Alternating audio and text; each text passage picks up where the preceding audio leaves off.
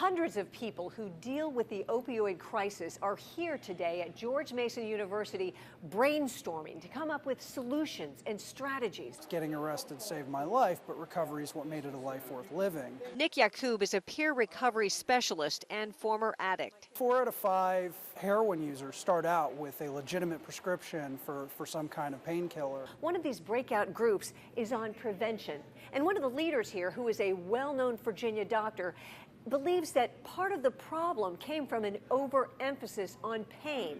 A push, he says, that came from the pharmaceutical industry. I think people were concerned that those of us in medicine were not treating pain adequately. Dr. Bill Hazel, Virginia's former Secretary of Health, is now a senior advisor at Mason and helping to lead this opioid symposium. He recalls when a new opioid hit the market. What changed the game was really the OxyContin, which was made available, and the marketing was you could go ever higher and higher doses, and people could tolerate that. And the marketing of it also included, in my practice when they came to me, was if you gave this for people after surgery when they hurt, they wouldn't get addicted. Dr. Hazel also remembers pain being labeled a 5th vital sign, along with a pain chart. So if you've ever been to the hospital, the emergency room with pain, you get asked 1 to 10, rate your pain. Do you think we need to look at pain differently? We do.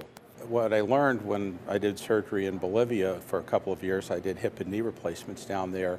The patients didn't require opioids after surgery. They used a generic anti-inflammatory medication, and they didn't seem to suffer. They would get up and they would move, and they didn't have, to the best I could tell, some of the problems that we see related to using opioids. Hazel calls the opioid epidemic a disaster because it touches every aspect of society and life. He's hoping to be part of eradicating the epidemic.